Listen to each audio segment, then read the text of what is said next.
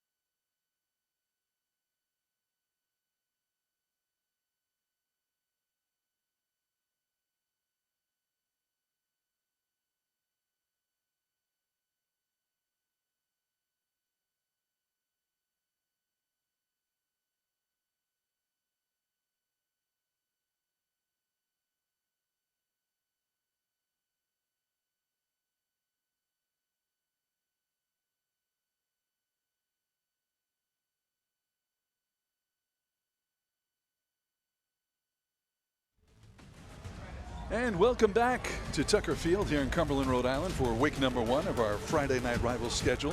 First of 8 games on the slates for this season. And tonight we have a good one. It's a rematch of the Division II Super Bowl. The home team, Cumberland, against Barrington. And they're over on the Barrington sideline. Sandy Gorham, the head coach. He's been around for a while. This is his 49th year of coaching. Started in Barrington, went to East Providence, and now back in Barrington. And the head coach of the Cumberland Clippers, Josh Lima, in his 11th season leading the Clippers. So the Clippers looking for a bit of revenge after the loss to Barrington in last year's final game of the season, the Division II Super Bowl. Both teams moving up to Division I, which was the case for a lot of teams this year. Division I was just 4 teams last season, now 10 teams as we get ready to kick this one off. Cumberland won the toss, and they are kicking it off, having deferred to receive in the second half. And the ball rolls out of bounds just inside the 20.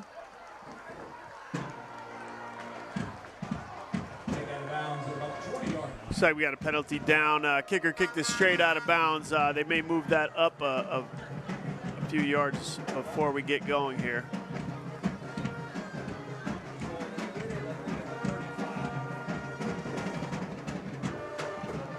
Blake Dolan is the quarterback, bringing in the play from the Barrington sideline. Ben DeCastro, third member of our on-air crew. Let's check in with him. Hi, Ben. Frank, where have you been? I've missed you for the last, I don't know how many weeks. Here we are again. We're starting off in Cumberland, Friday Night Rivals 2024. I got a little weather report because I just want to be just like Mark Searles and Jason Doris and Christina Ernie and everybody else. It's about 72 degrees out right now. It's still warm, and we've always seen this in these early season games. They start to cramp up towards the end of the game, so we'll keep an eye on that. And that one, a handoff goes right up the middle for about 5 yards as Barrington on the attack to get this one underway today. Barrington, straight dive up the middle. They'll show their triple option, I'm sure, coming out on this drive, but choose to take some weight off the quarterback's shoulders and that straight drive. They'll actually run the triple option today out of the gun. Young quarterback Blake Dolan tasked with that responsibility. Second down and 5. Another handoff up the left side. Pickup of a couple of yards on that play. Charlie Potter. Talked about him at the beginning of the game. Yeah, player to watch according to Coach Sandy Gorham. He'll be tasked with, handling that ball. The bulk of the dive plays here for Barrington. Blake Dolan has to be careful there. He doesn't get an offsides on the quarterback as he's trying to get downhill before the snap there on that last possession, on that last play. All right, 3rd and 2 now. Ball on the 43-yard line. And the quick handoff, and the defense pushing him back. Not happening on that play for the Barrington Eagles. Great push by the defense on that play. Yeah, 2 successful plays by Barrington coming out, but Cumberland responds on a big 3rd down. It looks like Barrington will bring their punt team on. Barrington's offensive philosophy tonight will be, we're going to do what we do better than you can stop it. And sometimes that can be fairly predictable, as Cumberland showed right there on 3rd down. Aiden Ray was the first guy through for the Clippers. It took down the runner on that play, Charlie Potter. So now the Eagles will punt this one away. The ball bouncing at the 30-yard line and then bounce back a little bit, and they'll down that one at the 35-yard line. So the Clippers on offense to get things started. Evan Spencer, the quarterback, senior, 6'1", 215 pounds, will step out there, number 9 for the Clippers. Coach Lima talked a lot about Evan Spencer. He's a 4-year starter, 3rd year starting at quarterback there. He's earned the respect of his team and the coaches. He'll have the ability to check out of any play, check protections. He's got the keys to the offense, if you will.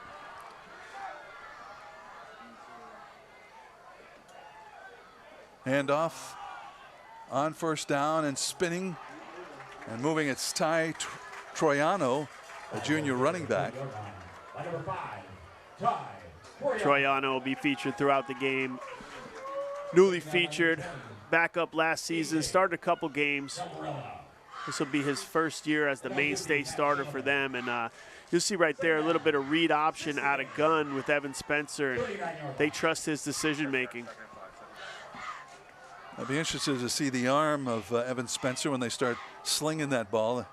Coach says he can sling that thing 50 yards, and he's going to keep it here as he goes up and over the 45-yard line, and they're going to pick up a first down. Spencer has the ability to throw the ball and run the ball. They really featured him last year as a runner. This year they trust him a little bit more with passing the ball, or at least that's what they expect to do. But you can see there he's got some wheels on him, and he's able to move the chains early here in the game. Young man who's looking forward to taking his game to the next level. He's got offers from URI and Maine. Strong kid. Coach says he benches like 300 pounds. Yeah, he's committed to the weight room. He's in the coaching offices all throughout the summer, asking coach questions about the offense and trying to just shore up, find that razor's edge as we see it dive up the middle. And looks like another first down for Cumberland. And that ball carried on that play by Ty Troiano.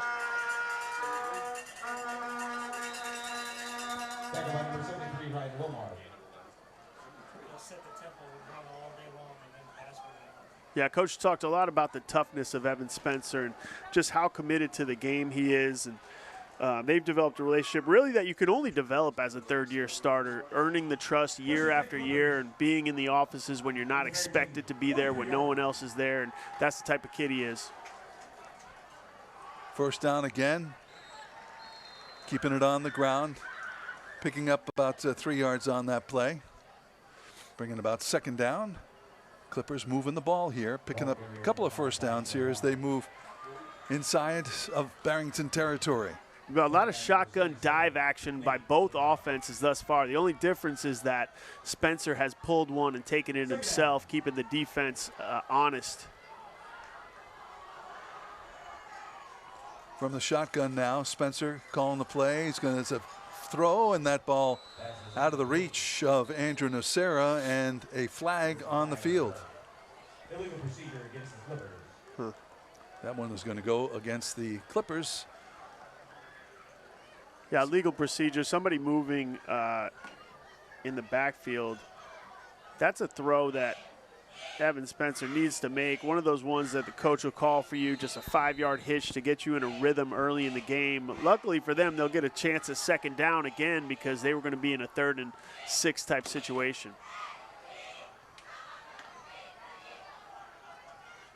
Second down, we'll call it 13.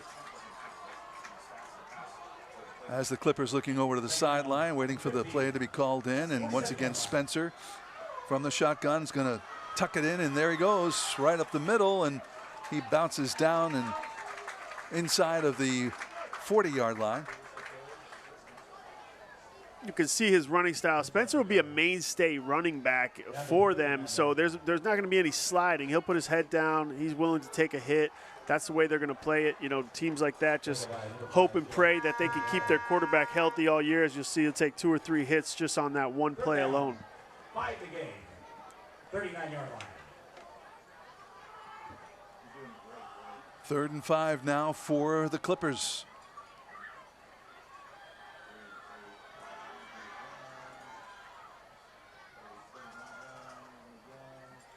And it's the quarterback keeping it around the right side. Look at him go, picking up the first down and more down inside of the 20-yard line. A different look to that play, Kyle. Yeah, Cumberland's really good at mixing up their formations, throwing motion in, trying to keep the defense off guard. And they got the flank on the right side and got their quarterback out around the edge and almost ran for a touchdown there, but a little bit of pursuit angle by Barrington's DBs. As you can see him pushed out of bounds at the end there. Pick up of 25 yards on the play. Now from the 16, the handoff. Spinning, turning. A lot of extra yards after the first hit there, and another good run by Ty Troiano. This is exactly the type of drive you want to put together as an offense in your first game on the first drive. Maintaining the ball, 5-6 yards a clip, doing different things, showing different looks, testing out what the defense is going to do tonight all the way through. Another look at this one. Just keep those legs pumping. Yeah, Troiano's running hard thus far this game. Ball inside the 15. And heading outside and brought down just inside the 10-yard line. This time it was Marcus Gomes, I think, number 7. Ball carrier, number 7, Marcus Gomes. Got Marcus Gomes on the carry. That's just a change up for them. Show that dive look and run a speed sweep around the left side. Get a chance to see it here again. Just trying to beat Barrington to the edge there. 3rd down and 2 now for the Clippers as they edge closer to the goal line. And looking back to the sideline for the play. A reset here for Evan Spencer, the quarterback. And he wants to take it himself around the right sides, finding some room. And then hits a wall. See if he has enough for a 1st down here. Yeah, interesting spot by the referee. This is the benefit of having a 3-year starter at quarterback. He can look to the sideline. If he doesn't like the look that the defense is giving, see if they're able to spread him out and call his own number up the gut. And let's see a final placement here, and it's going to be a 1st down and goal. The ball inside the 10-yard line. This drive started on their own 35-yard line, and Cumberland now knocking on the door.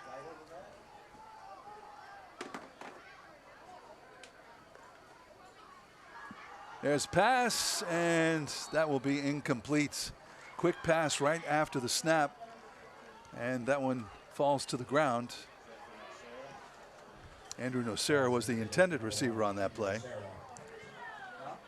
They send Nocera to the left side, motion, try to get him quickly, confuse these DBs, have some rub routes, and get him out into the flats. Just a little bit of an errant pass by Spencer there.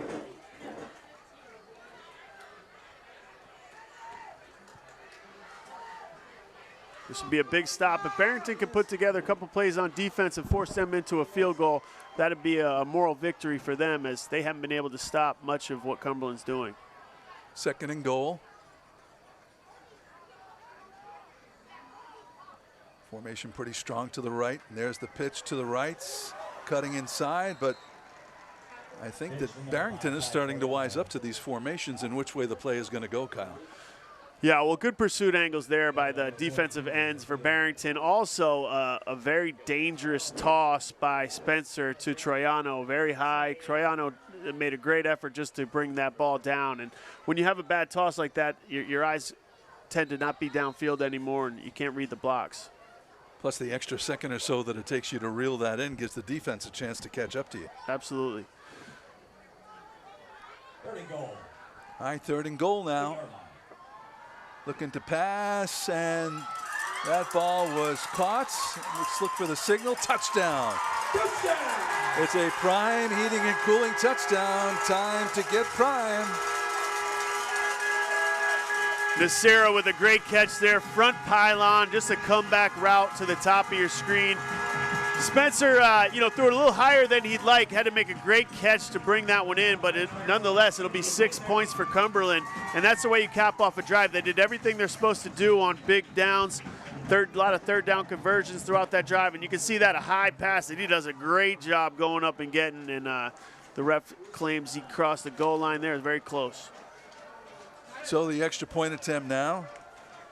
Zachary DeRoy, the kick is up, and it is good. So with 2:55 to go here in the 1st quarter, and it's Cumberland striking first, leading it by a score of 7-0.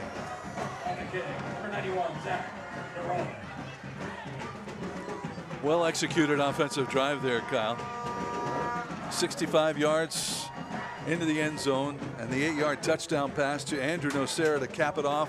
The extra point, 7-0 now. Absolutely, and you can see those main 3 there, Spencer, Troiano, Nocera. They're just going to mix them up 1, 2, and 3, try to keep this defense off balance. Cumberland really prides themselves on being a balanced attack and being able to go where the defense isn't. You can see there, not the best throw in the world. He missed a couple receivers high on that drive, but he got away with it on that throw, and hopefully he can kind of bring that arm slot up a little bit so he can drive that ball out. And he threw into traffic. There were a lot of white jerseys around there. Yeah, you know, it's man-to-man coverage on the outside when you get inside the 10, so you've got to put it into tight places sometimes. And the original chimney sweep kickoff. You're safe with us. That one a short kick, and there's going to be a bit of a return here, and finally stopped at about the 44-yard line. We'll get to see Barrington back on offense here.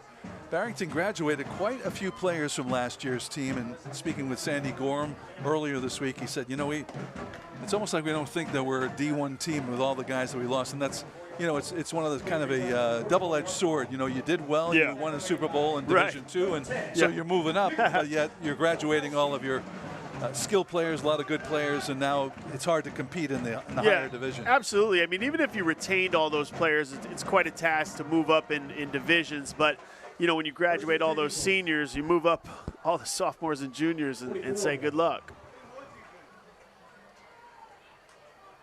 Blake Dolan now back to pass, lets it fly, and that one is complete and into Cumberland territory. That pass complete to number 44, Will DiGiacomo, senior tight end. Yeah, interesting. Barrington comes out and lets him air it out a little bit there. Great job, good timing, way to trust his receiver, kind of even feathers it over a linebacker or defensive end there, which is a next level play. 11-yard pickup gives us Barrington a first down, and Alpine ski and snowboard first down. All right, the ball now on the Cumberland 45-yard line, 1st and 10.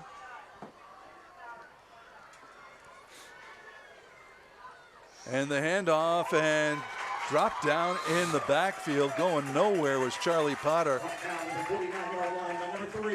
Yeah, Blake Dolan with the wrong read right there. That's their triple or double out of gun. He's got the option to give that or take it. Should have clearly taken it himself, and he would have had a little bit of a gap there to run through.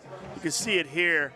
Clearly that end or defensive tackle took the running back. And that was Aiden Ray who broke through and drops him for a 5-yard loss. So 2nd down and 15 now for the Eagles. There it is. Quarterback keeping it himself over midfield and down into Cumberland territory. Stopped at about the 47-yard line. Yeah, they just go back to a very similar play there. A little bit of motion added in with your option man coming around the formation. But you can see there, Dolan did a better job, made the correct read. Looks like these defensive ends and tackles are being taught to come hard upfield and take away those running backs. So he's going to have to keep the ball and get the yards that he can. So a long 3rd down play here, 12 yards to go for a first down. You got to believe they'll go into the air, Kyle, as we count down the final seconds of the first quarter. Well, they had a little bit of success in the first down of this drive, so we'll see what they do. They don't have many options on 3rd and 12. Going to kind of air it out. Back to pass, looking long, setting up, letting it go, and that ball will fall incomplete. A little bit of hesitation there by Dolan. Didn't really look like he knew where he wanted to target. Some good coverage in the Cumberland secondary, and that ball sails high.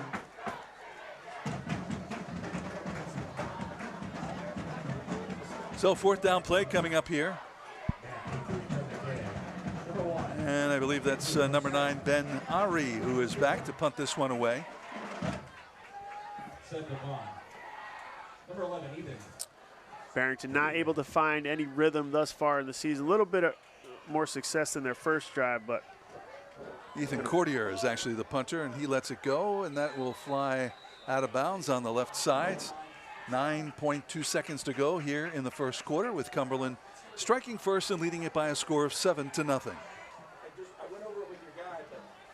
You know, it's going to be Barrington kind of searching for their identity in this game and in the first couple games of this season. I don't think they necessarily know who they are. They need a little bit of game experience to find out who they are, to find who the players are that are going to step up, what plays they can and can't run. Obviously, a big leadership void with Alex McClellan moving on, graduating, their star quarterback, going on to play quarterback at URI. So they'll find themselves, and that's what we're watching here as Cumberland takes the ball. Final seconds of the first quarter. Evan Spencer under center, rather from the shotgun, and little handoff on 1st down.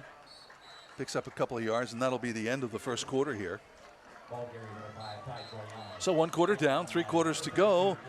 We'll switch sides here, and we'll have the start of the second quarter. All right, Friday Night Rivals continues right after this.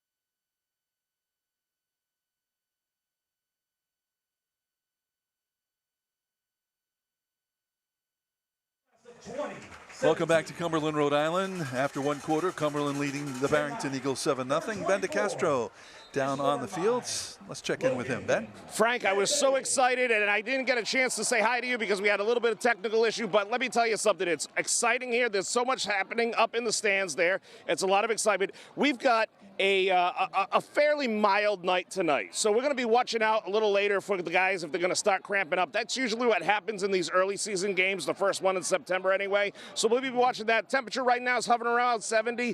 Dew points at 66. A little bit of a breeze. So it's going to play a factor, I think, later into the game. And the turf looks great. Everybody looks great. Frank, you look great.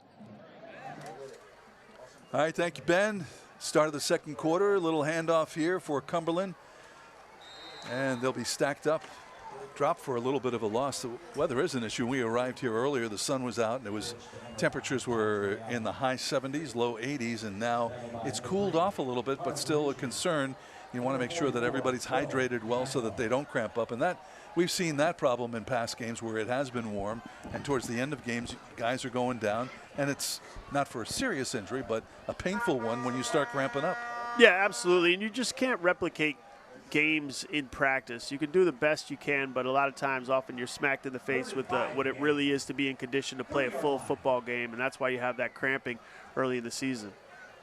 3rd and 5, and up the middle, and that one is going to fall short of a first down. So on their second offensive drive of this game, we'll get to see Cumberland punt this one away. Although they're not so quick to send their punt team out. They look like they might do something aggressively here. Don't be surprised if they come out, do a hard cadence, and see what Barrington does. See if they can draw them off. All right, 4th down and 2. Yep. Uh-oh. I don't think he was supposed to snap that ball, but because him and the quarterback, the center and the quarterback, the only ones that moved there, but luckily looked like that. Spencer able to get the first down. Wow. So the strategy and the gamble paying off. I would have bet my life that they were just trying to draw Barrington's defense off, because that was not the type of situation where you quarterback sneak. It was about 2.5 long yards, but Spencer reacts, knows that that ball's live when he snaps it, and somehow falls forward for a first down. Heady play by the quarterback. I got to believe that was a mishap. 1st and 10, 36-yard line.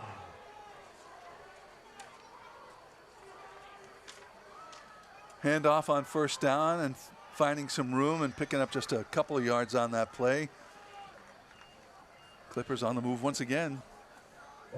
Ty Troiano with the carry. Yeah, there should be room in the middle. What's interesting is if you look out there at the Barrington secondary, they've got 5 DBs in the game, and they do that because they don't have a lot of larger-sized linebackers, so they'll roll their DBs up into those linebacker spots, but it kind of creates a void in the middle where you can get 2 or 3 yards a clip. 2nd down and 8, back to pass and complete, and up over the 40-yard line and still fighting for yardage, and finally knocked out of bounds. Pass reeled in by Aiden Ray. Nice pass there by Evan Spencer. Kind of flicked it out into the flats. Had to be accurate. Had to lead his player downfield. Did it on time. And really that's what it allowed. I believe Nacera there is able to get 2 to 3 yards and put them in a reasonable 3rd down, manageable situation here. Well, Cumberland dominating statistically in the first quarter. Rushing yards, Cumberland with 71, just 4 rushing yards for Barrington in that first quarter. And on 3rd down, let's see if they got enough yardage here to pick up another first down. Going to be really close based on where the referee ran in from the sideline. I believe he's got 4th down, a little bit shy of the marker there. And, you know, Barrington stepped up to the task, kind of crowded the box there, had about 8 or 9 men in the box, and I believe they're going to measure it here.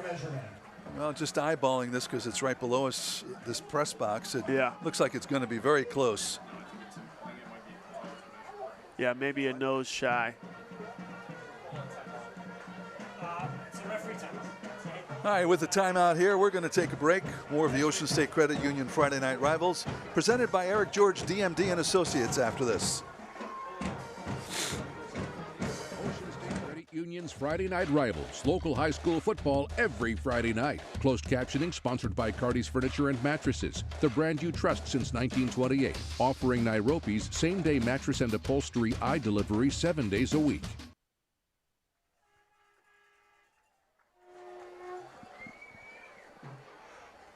Welcome back.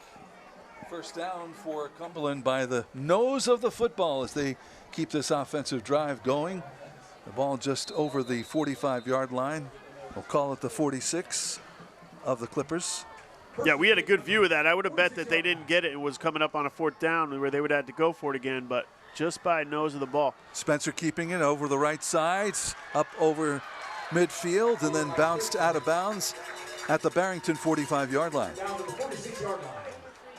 You can see how that's going to keep Barrington off balance when he can pull that ball anytime he wants and take it off the right end. Right there, just reads that end. You see number 50 coming down hard. He reads that. He says, okay, you want to go there. I'm taking the ball where you're supposed to be. And nice play by the veteran quarterback. Oh, that's going to come back as a holding call against the Clippers. See Josh Lima there and Evan Spencer. Coach talked about what a special relationship they have, and he's got an open door policy, teaches at the school, and Spencer is known to walk in there with questions about the upcoming game plan and talk for hours with Coach about ball. Well, one of the keys to the game coming in for Cumberland was take care of the ball, no turnovers and no penalties. That one had to hurt as they're going long with a pass and the catch. I don't know, Barrington saying no catch. Yeah, the referee came in and signaled incomplete. I believe he's got Nasera out of bounds, top of your screen. Maybe his foot was out of bounds. Spotting the ball there, though. Yeah, Andrew's pointing to his foot mark as if this were a tennis match and you could review the spot. Let's take a look again. The best thing about this throw is the timing and the trust. He put it up there for his buddy, and that allows the DB to not have his eyes around yet, but very tight coverage, and I believe the ref just had him with 1 foot out of bounds on the left sideline, so that'll bring up a long second down, I believe. Nocera losing his case there. They want to join the debate team, sharpen that argument. Yeah, absolutely. I've never seen them go back on their call on the sideline there. They call it for a reason based on what they see as far as your feet, although it can definitely come back over instant replay. All right, second down and long from the shotgun. Spencer rolling out, lets it go and flies out of bounds, incomplete, but did I see a flag fly? Yep. Pass intended for number 14, Brady Robio. Incomplete. Nope. Yeah, he's got Brady Rubio there on the right sideline. This is the 3rd time Spencer's kind of let the ball drift high on him. That's going to be a product of just a low arm slot. See what the refs have going on out there. Looks like something. Well, it's going to be 3rd and long now for the Clippers here. No flags down. Timeout. And a timeout called by Cumberland. So big decision here. I mean, obviously got a long way to go. Want to throw that ball, right? Yeah, well, oftentimes you got too far to go. They'll drop a screen underneath and see if they can, break away, like sort of a kickoff return type wall situation. That's what I would expect in this situation, because oftentimes you force the ball 18 yards downfield. That's where you throw an interception and give Barrington life. Barrington hasn't been able to do much on offense, so that's the last thing you want to see happen. Well, you got a little taste of the crowd that's here tonight. They turned out in force to watch their Cumberland Clippers. Yeah. 15 warehouse. Top safe service. We invite you to stay tuned, because coming up later during the 4th quarter of tonight's game, we'll be selecting the South Shore Village Player of the Game. And we heard rumor that the theme of tonight's game was Pajama Night. Saw a few of the students coming in with pajamas. I thought they wore pajamas every day now. That's what I feel like I see all the time. All right, scrambling now. It's called athleisure. And bounced out of bounds was the quarterback, Evan Spencer, all the while looking for someone downfield. But once he passed the line of scrimmage, he tucked it in and decided to pick up whatever yardage he could. So 4th down now for the Clippers. Well, when I saw that you walked in without pajamas on, I'm like, you know, there's no way that it's pajama night if Kyle didn't walk in. I mean, I didn't get the memo. I would have. So, yeah, you know, Cumberland right there does the heady thing. Coach Lima is a heady guy. He studies the game. They don't force it downfield. They're going to punt this away and force Barrington, who hasn't been able to do much on offense, to drive the entire field. Johnson, number 15. Oh, the snap fumbled and then got underneath that one, and that'll sail out of bounds at about the 46-yard line of the Barrington Eagles. So that is where the Eagles will take over on this offensive drive as they trail 7-0 with 6:42 to go here in the first half. Big problems on the punt team there. Julian Rodriguez initially bobbles it. There's no rush, so he's able to get it back, but still rushes the punt, and I believe they only netted about 15 yards. So that'll allow Barrington's offense that's been struggling to have a little life here and pick it up midfield with the downhill slope.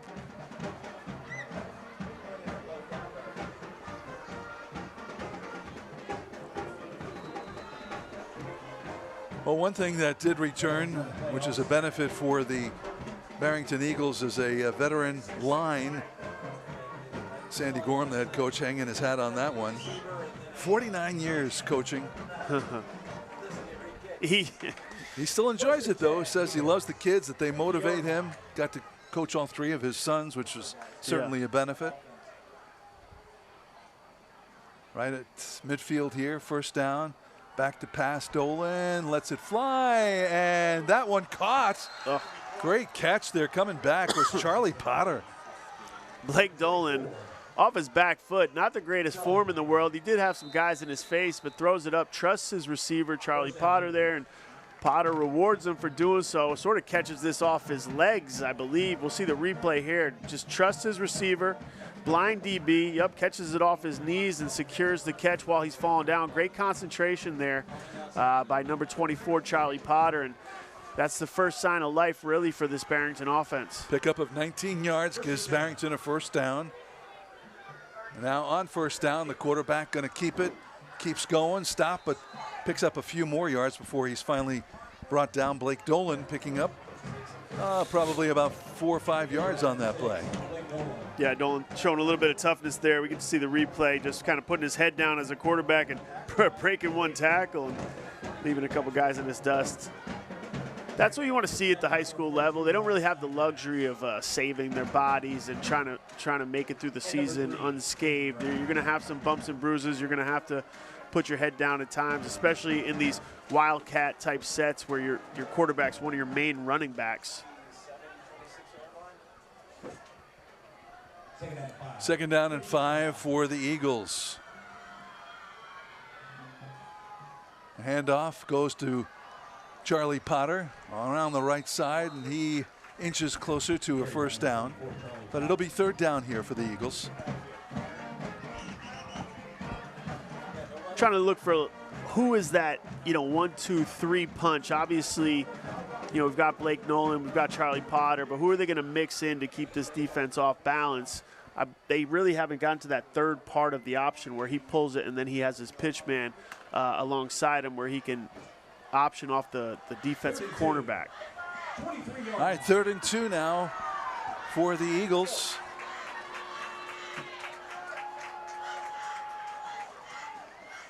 Man in motion, back to pass, and in and out of the hands of the intended receiver on that play. And that was number 15, Henry Stockwell. Yeah, just off his outstretched arms, again, a little bit high. All these quarterbacks just missing high. And I always, say as someone that trains quarterbacks for a living, you got to get that arm slot up where you can pull the ball down. If the arm slot's down, you tend to throw the ball up. It's kind of an opposite type situation there. And just off his outstretched fingers, he's open and had him available for a catch, but now that brings up 4th and 2. Looks like a long 2. All right, so Barrington will roll the dice here. Ball on the 23-yard line. They need to get to just short of the 20-yard line for a first down. Dolan wants to keep it himself around the right side, and Looked like he had it, but was pushed back. We'll see where they mark this one. Yeah, not a bad spot there. It looks like he could have gotten it, but a mishap in the backfield. He mistimed the motion, didn't get the play fake in, so he's just really running naked around the right side. Officials are going to do a measurement here. It could be close based on that spot. But that's not really how you draw it up. Hopefully Barrington gets away with one and able to get in the end zone here on this drive, get a little bit of confidence going early in the season, get back into this game. There's the quarterback keeper. Bust a couple of tackles, and let's see how close this is. Let's stretch it out. Oof, and another nose. Like another nose of the football. First down for Barrington. Wow. You know, I'll say this, Blake Dolan is running the ball hard. There's a couple times he's had to put his head down for extra yards, and as a quarterback, you know, that kind of puts you at risk, so you're always happy to see that he's willing to put his body on the line for his teams, and his teammates will respond to that, especially when they see it on film this week. They'll know that they have a leader that they can get behind and that they respect. 21-yard line. So the ball spotted on the 21.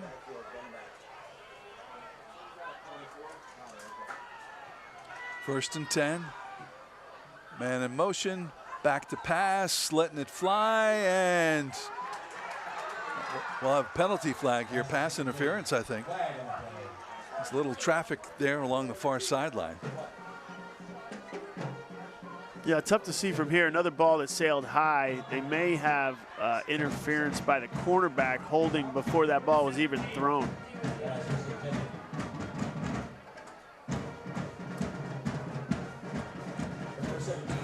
Wait for the call here from the official, and pass interference called against Cumberland. Yeah, I believe number 17, Connor Brayton, on the interference there. So they will march this one off. Back to pass, into traffic. Yeah. Actually caught by a Cumberland Clipper, but out of bounds, and the pass interference. A little bit of contact from Nasira as the ball was in the air. That's what I saw. So the Euclid Financial Services Red Zone, getting you to and through your entire retirements. Here come the Eagles now. First and 10.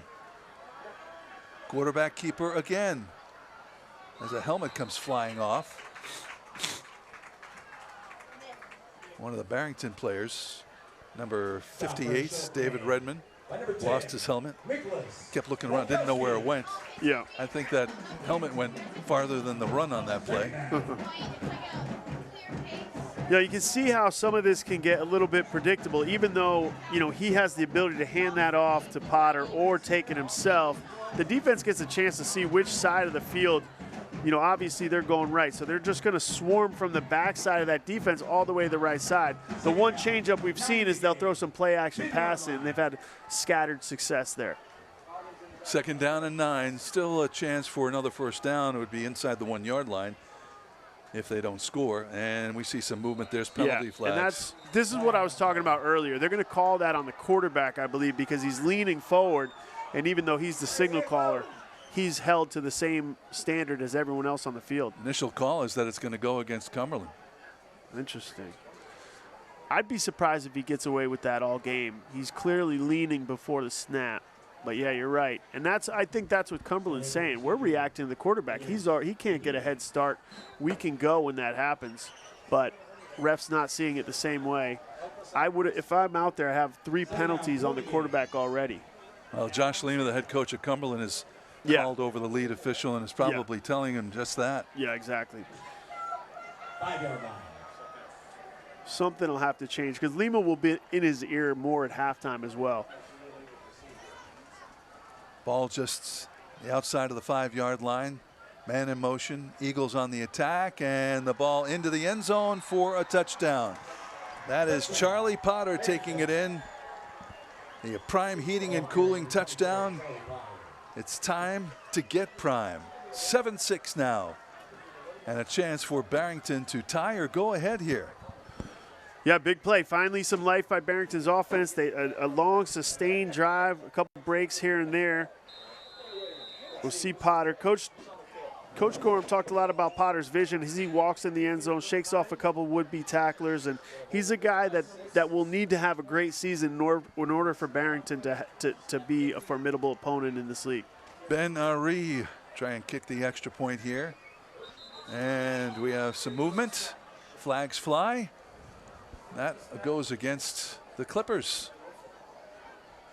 So not much of a difference here in this situation, but yeah, they'll line up to kick it again.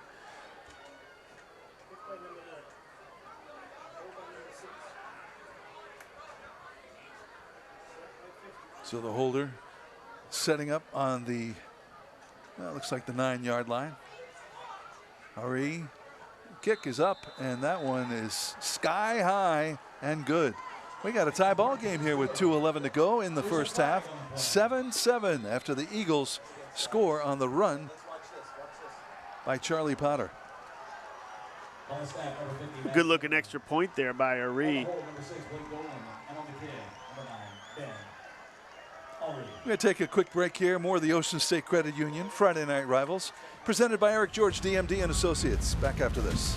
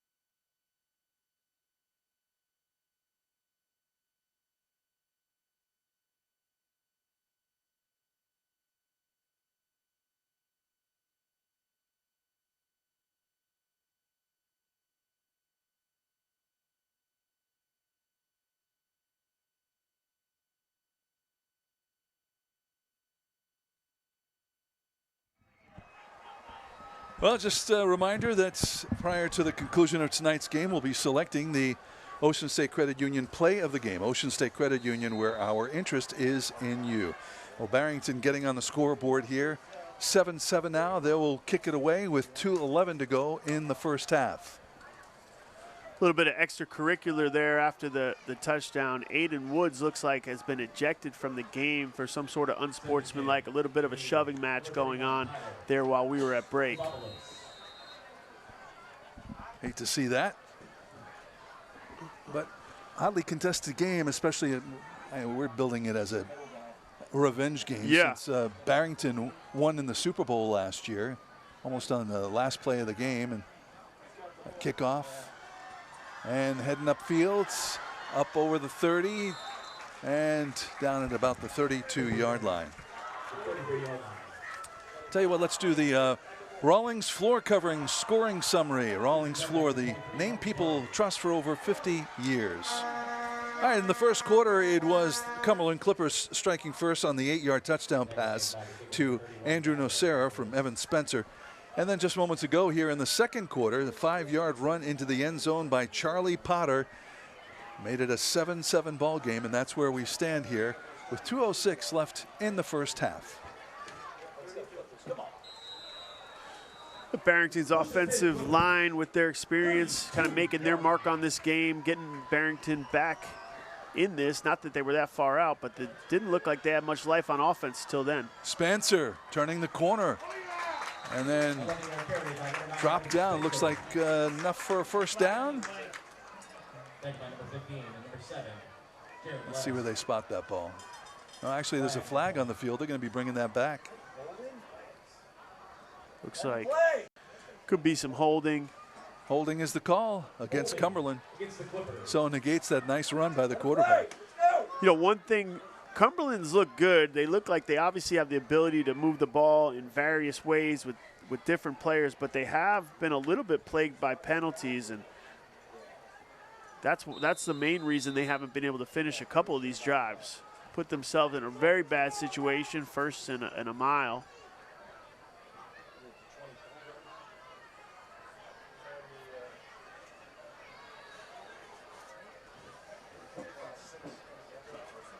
So first down and long now for Cumberland.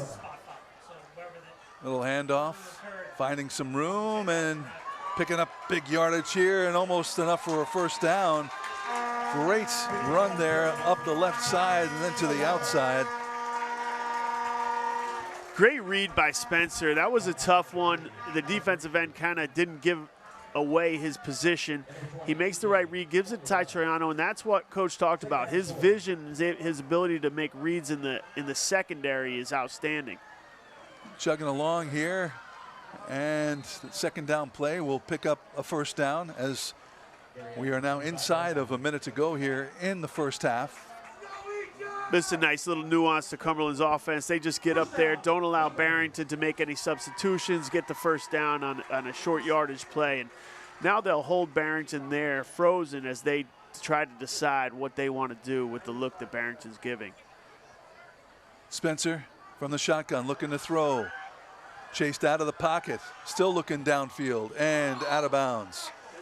That ball intended for Andrew Nocera along the sideline. Incomplete. Yeah, Nocera wide open. You can see, Spencer just not exactly looking sharp in the passing aspect of the game. Does a good job keeping his calm and escaping the pocket here. Gets a second play opportunity. Just needs to keep his calm, put that ball on the outside shoulder of his receiver, and that would have been another first down. It does stop the clock with just over 30 seconds to go in the first half.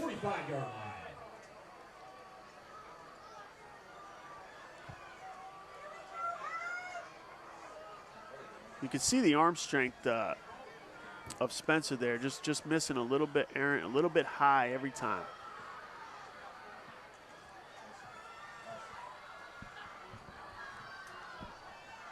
Pass completes inside of Barrington territory now and dropped at the 40-yard line.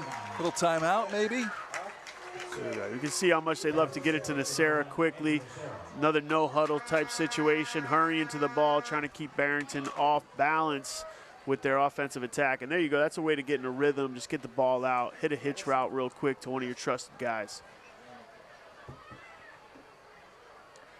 Well, the head coach, Josh Lima, rushing down the sideline there, I believe trying to call a timeout, but no indication here.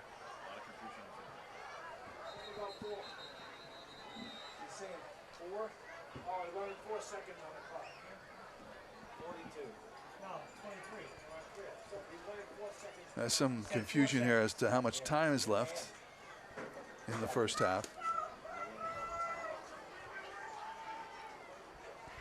Ball on the Barrington 40-yard line. And timeout is called by Barrington here. The problem is we're calling the timeout. The head judge has to call and wave his hands for me to stop the clock.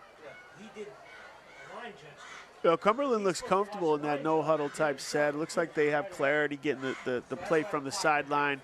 We talked a lot to Coach Lima about Spencer's ability to check out of certain plays. He's a heady guy, cerebral guy.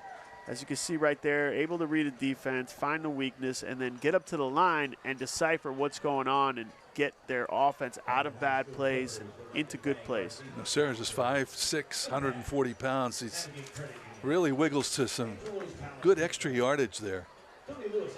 Yeah, Coach talked about his competitiveness. He's a win-at-all-costs type of guy. He plays inside, he plays outside. You can see anytime they're in the pass game, you see number one, it's like they're moving him all around the field into every single different wide receiver slot position, outside position. 1st and 10 the game. Well, 1st and 10, the ball on the far hash mark on the 40-yard line. 23 seconds to go. Snap, back to pass, nice and then quarterback's going to tuck it. Head out of bounds, get out of bounds.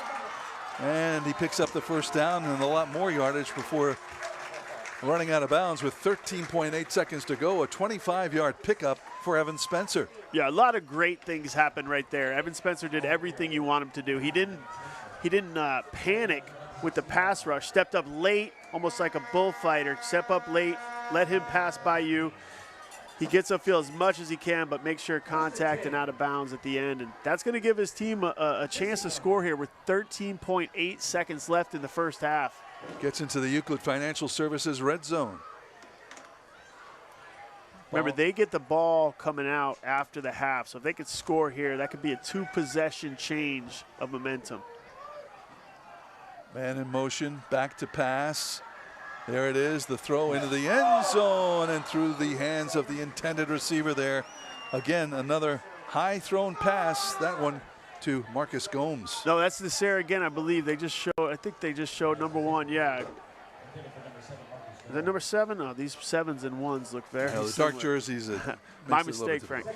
But great throw there. This is a feathered ball. This is a college type throw where you get it over a safety and back down before the back line, and that's just a drop in the back of the end zone. 2nd and 10, less than 10 seconds to go in the half. Yeah, 9 seconds. This could be 1 or 2 plays, 2 at the most. Looking into the end zone and throw, let's see, very corner of the end zone. He caught it. The only question was he inbounds or not. They're going to talk about it.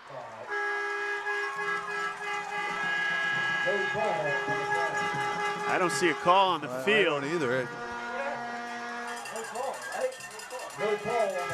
Take a look again. Yeah, I mean, I thought he had something here. Blind DB gives his receiver a chance. DB's back is turned here. That's why he's able to get the ball in, but they're going to call him. They don't even give him a sign because they're saying he's so far out of bounds. It's tough to see the sideline from up here where we're looking. So that gives them how many seconds? 2.5 to get this field goal off. Last play of the half. And they just have to beat the play clock here as time is stopped. 34-yard attempt. Put another 3 on the board.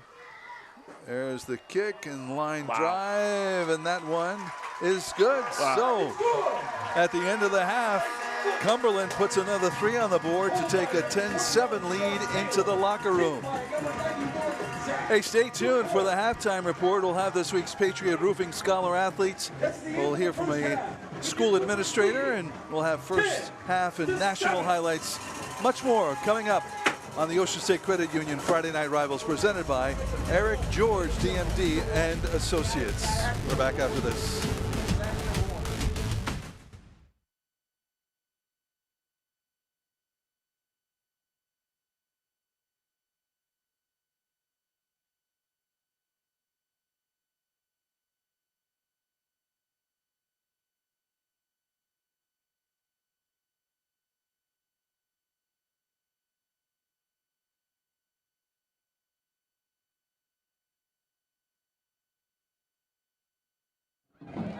All right, I am here with Coach Lima. They just took the lead, 10-7 going into the half. Coach, it's been it seems like it's been a dogfight out there. What's going on? Yeah, I mean, we're playing well. They're playing well. We're just, playing a little bit of undisciplined football. We got to clean that up. What's the team's physical condition? We know it's a little warm. Are the guys getting fatigued quickly, or what's happening with them? We're all right. I mean, we're fine. It's just, like I said, a couple mental mistakes and a couple penalties that we got to take care of, clean it up, and, just get to the second half. What are you going to talk to the guys about while you go in there? Again, just cleaning it up, and it's just not pretty. A lot of penalties. We got to clean that stuff up. We do that, and we'll be in good shape. All right, good luck in the second half. Frank, we'll send it up to you.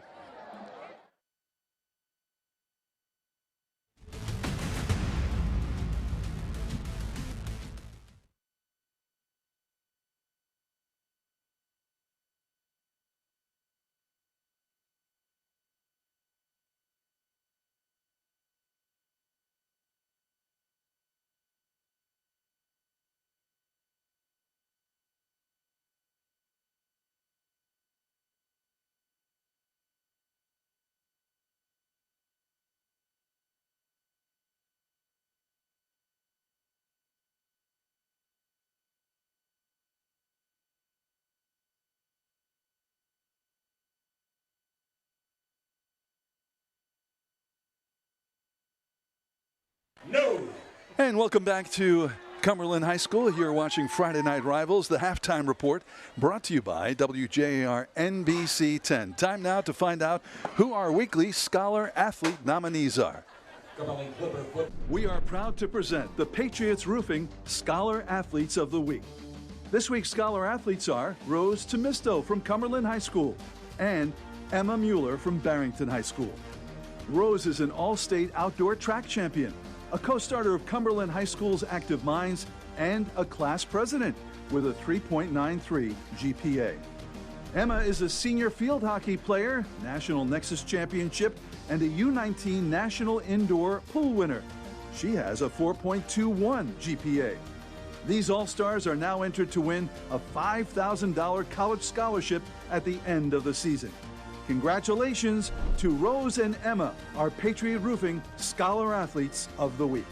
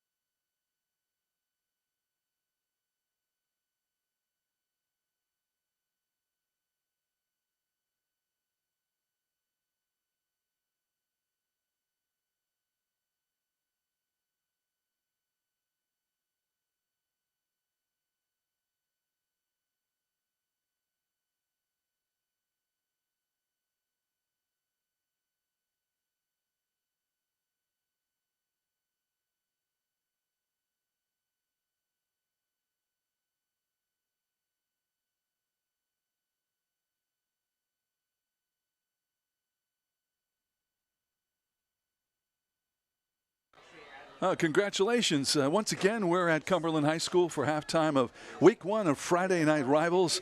We always appreciate the local school that hosts our games. Tonight we're at Cumberland High School, and Ben DeCastro is with a school administrator, the athletic director here at Cumberland. Ben? Thank you very much, Frank. You know, athletic programs all across Rhode Island are under the direction of some pretty great athletic directors, and we got one here in Cumberland, Marty Crowley, sir. You have quite the just the plethora of students and all sorts of activities going on. What's it like being you? First of all, I appreciate the fact that you use plethora on a Friday night, not on a Sunday, but it's awesome. For an education-based athletic program, we have great coaches in our system, great administrators from the top down, and to try to enhance our student athletes' experience here at the high school. What do you say is some of the biggest challenges you have here with the students? I mean, I know we've talked about mental health pretty much in every other facet. That's something that you guys focus on here? Yeah, we focus on mental health quite a bit, and we speak to our student a little later on. Rose, she'll go into that with you, but the mental health and well-being of our student athletes is big. We also started a course this year called the Captain Course. It's a 6-week course to try to teach our captains how to be better captains, and that's paid huge dividends for our athletic programs. All right, now earlier today you said there might have been one of two themes. It could have been Pajamas of USA. I'm thinking by the crowd we're a little red, white, and blue. Is that the official word? Confirmed, red, white, and blue. All right, Frank, I'll let you take it from here, but I'm down here. This is going to be a fun game. It's always a great time when we come to Cumberland. All right, thank you very much, Ben and Marty. Again, you are watching the Friday Night Rivals halftime report brought to you by WJAR NBC 10. We'll have much more coming up right after this.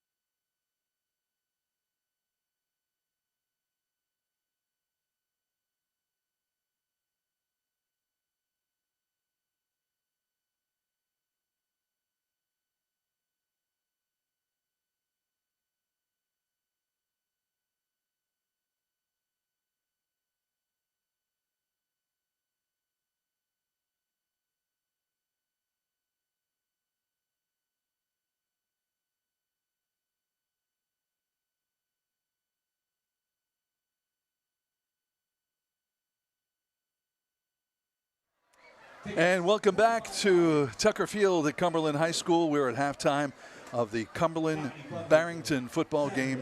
A 10-7 lead for the home team, the Clippers, in what is a beautiful night here in Cumberland and what has to be a sellout crowd, standing room only. It's an incredible crowd on this opening night of the high school football season, and they're getting to see quite a football game. Frank Carpano along with Kyle Rowley in first half highlights here. Kyle? Yeah, I've got a big run by Troiano. It's going to set up a touchdown pass here from Spencer to Nacera. He just sneaks in the front pylon there. That one covered 8 yards. Barrington will answer back later on in the first half. Pass out to the sideline, and that'll set up a run from Charlie Potter into the end zone. Potter running 5 yards into the end zone, and that tied the game at 7. This one happened in the second quarter. There it is. Then there was Barrington with just a couple of minutes to try and do something before the half, and they got a big run out of their quarterback, Evan Spencer. That set them up for a 34-yard field goal by Zach DeRoy. Yeah, against Barrington's defense, Cumberland answers just before the half with that big field goal by DeRoy. So 10-7, Cumberland leading Barrington here at the half of a very big night in Cumberland as the fans ready for more action and the start of the second half. We're back with more of the Ocean State Credit Union Friday Night Rivals, presented by Eric George, DMD and Associates. Back after this.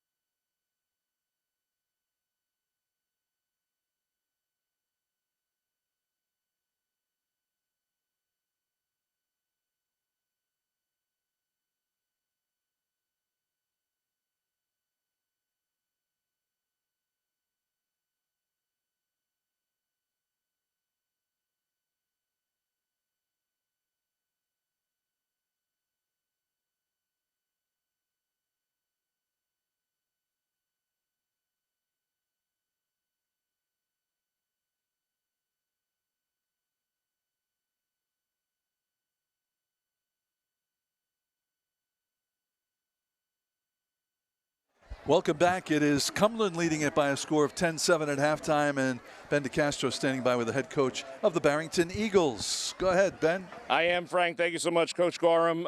It seems like it's been a dogfight out there. What did you guys talk about at halftime? Too many missed tackles. You know, I think in the first quarter, their emotions were really high, and we had to try to match their emotions. And so the first series wasn't that productive for us, but we just missed way too many tackles. And they're a very good team. That quarterback's an outstanding runner. It's a tough team. So, but I think we settled down in the second quarter and did a little bit better. Then another missed assignment, and the quarterback runs all the way down. And, all right, good luck. Good luck in the second half. I'll let you get to coaching. Frank, we'll send it back up to you, sir. All right, thank you, Ben, and thank you, Coach Gorham, as we get ready for the second half. Cumberland on the receiving end of the second half kickoff. That ball sailing over to the right, fielded at about the 12-yard line and back up the middle and up over the 20-yard line. And that is the original chimney sweep kickoff. The original chimney sweep. You're safe with us. All right, so after putting 3 on the board to end the first half, Cumberland now gets the ball back. Let's see what they can do to start the third quarter, Kyle. Yeah, that's why it's so important to come out with that field goal right before halftime, Cumberland, and now they get the ball right back, and they're able to try to get some separation here from Barrington as in a hard-fought defensive struggle. I would say the most life has been with Cumberland's offense. They know they have the ability to drive the field. They've been a little bit plagued by penalties, and that's caused some punts.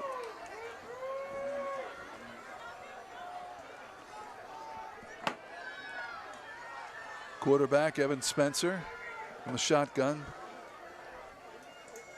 Handoff up the right side now, and a pickup of a couple of yards on that first down play. You see how many different sets Cumberland can come out in. You know, a lot of college style and pro style offenses. You have a set number of plays, but you have an infinite amount of looks that you can get to those plays. And they come out in a tight set there and run their staple read option. All right, quickly to the line of scrimmage. 2nd down and 10.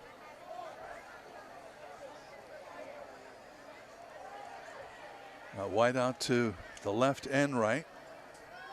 Single man in the backfield. There's the snap.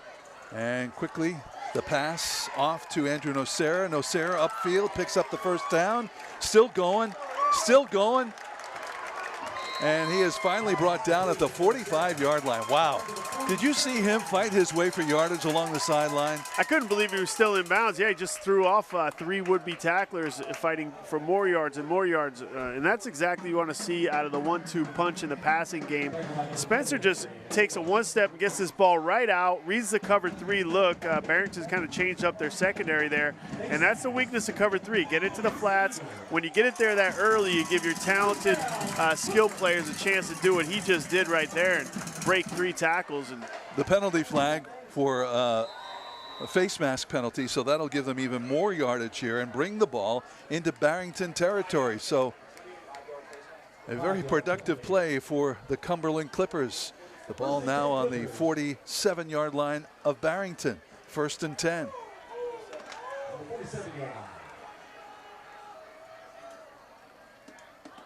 The handoff on 1st down and met right at the line of scrimmage, but a flag goes flying in from the defensive backfield. And that's holding against Cumberland. So the penalty flags giveth and the penalty flags taketh away. Yeah, I don't know if they've had a drive since that first initial drive where they haven't had a penalty that's backed them up on 1st down. So we'll see, I believe, 1st and 18 to 20 yards here. It seems like a pattern for Cumberland. Looks like 1st and 20. Football would be a lot harder if you had to start out 1st and 20 every drive, and that's how Cumberland seems to like it. Well, the head coach for Cumberland, Josh Lemus, said that he's got youth at a lot of positions, so that may be part of the reason for the penalties here. Everybody getting their timing down and not grabbing. All right, back to pass, letting it fly long downfield and incomplete. Wow. He throws a strong football, Evan Spencer does. Yeah, Spencer to guess who. Oh, actually targeting there, number 6, Ethan Delgado Rowland. These numbers tend to all look like 1s and 7s. I know it's tough to pick them out. Was that number 1? Was that Nocera? Number 6 there. You'd like to see that ball put a little bit more on the outside. Not a bad ball. He's given his receivers a chance, but just want to see a little bit better placement on his outside shoulder over the DB's head and make that DB work for ground. 2nd down and 20. Back to pass. Now the pitch. And battling his way for about 5 yards. On the pitch was number 3, Aiden Ray. A little bit of a new wrinkle there by Cumberland, a little inside shovel pass. Like I said, their offense has a number of different things they can go to. They're a balanced attack. They can shovel you inside. They can screen outside. They'll run the read option. They'll do a little play action. They'll throw quick game out to Nocera. And they've shown all of those things thus far in this game. Good mixture of offensive plays for the Clippers here, as they now have a long 3rd down play, probably 3rd and 15.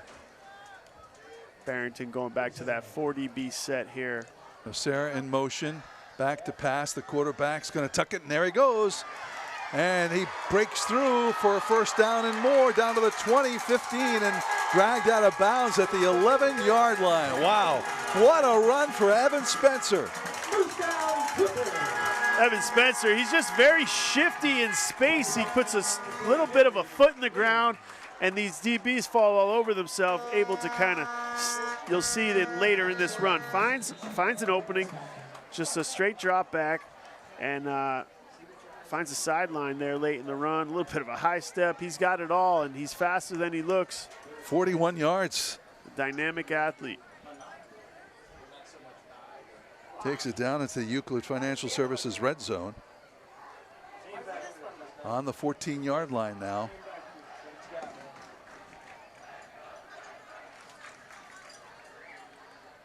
Quarterback wants to keep it, gets to the outside, still looking for more room, and then tripped up short of the line of scrimmage. They'll lose a yard on the play. Just straight sprint out to the left. Quarterback sweep.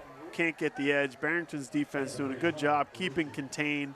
You know, they've got veterans on that interior, and those guys on the edge know that that's their job. Don't let the quarterback or running back get to your outside. Force them up into that hole so your linebackers have a chance. They do a good job right there.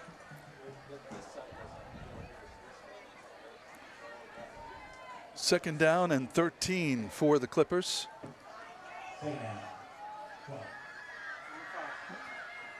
And the handoff goes to Ty Troiano, and he'll bring it back to the original line of scrimmage. So a pickup of about 3 yards on that play brings about 3rd down and 10.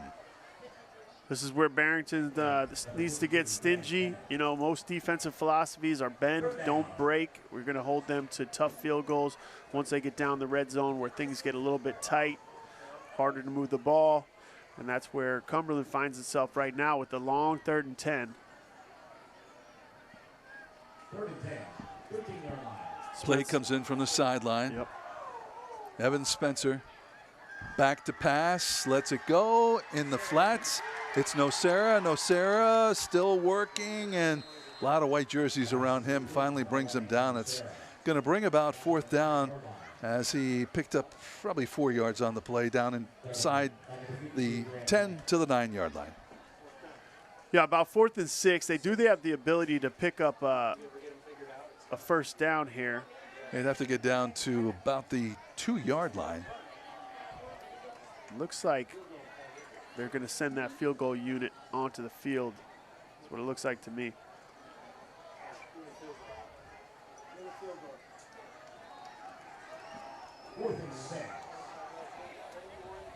Sean Taylor, number 21. It's going to be a 26-yard field goal attempt from the right hash mark, and we had some movements by the defense, and the flags go flying, and they're going to push this one up, but I don't think it's going to be enough for a 1st down. Yeah, Sean Taylor, the holder. Sorry, 91, Zach DeRoy, the kicker there. And now the question becomes, do you want to go for it? Now you're basically less than a yard away from a 1st down, or you just want to take the points here? Yeah, it looks like they've already made their decision. Obviously, they went for it earlier in the game on a 4th and 2.5 with a quarterback sneak. So Evan Spencer heading back in. Yeah, they'd had already made their decision when they saw that penalty. So, you know, interesting. This is a long one. They did much more with the quarterback sneak early in the game. 2.5-yard pickup by Spencer earlier. Nobody else moved but him and his center. We'll see if that was play design or a mishap earlier. If they called the sneak here. They won't. So looks like it's going to be a quarterback keeper, and he puts his head down, and does he get into the end zone? Waiting for the call. No, they call it dead, so they should have picked up the 1st down, but short of the end zone. Reminiscent of the play in the D2 Super Bowl last year. Absolutely. Where Cumberland drove and thought that they had a touchdown, and now they get it.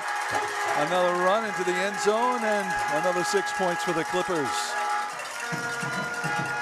Yeah, a lot of success so far for Cumberland on these quarterback sneaks. You can see now that's how they want to run it, with all their linemen wedging toward one player, so that player has no chance, and the quarterback can just fall in behind, and they do it very well right there, executed well. And that's the 2nd big play on a quarterback sneak that we've seen already in this game, as we are in the 3rd quarter with 5:53 left, and Cumberland extends their lead.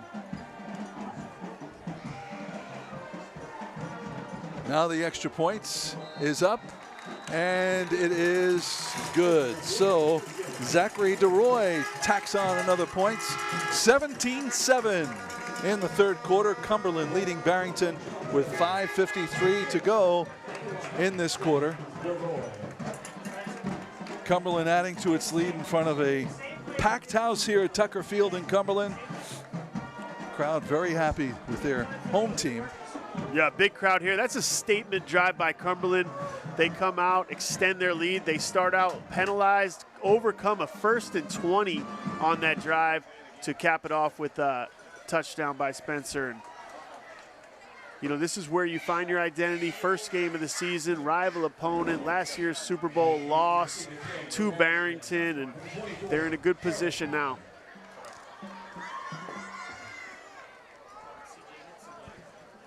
You know, and on the other side, you know, Barrington's looking to, if they have any fight in them, if, how they respond, you know, getting down by 2 scores. 17-7 here. Barrington showed some life in that second quarter offensively.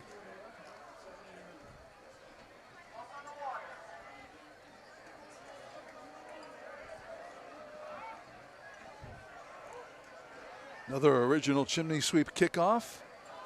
The ball away, short kick, lands at the 30-yard line. There it's Kellen Johnson who fields it, one of the up guys. And then the ball stopped.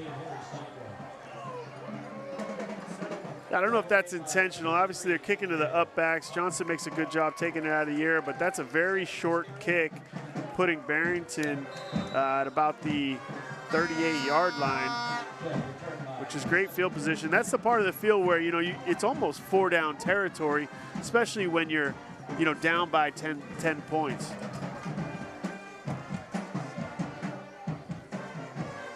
First and 10, Eagles, 37-yard line.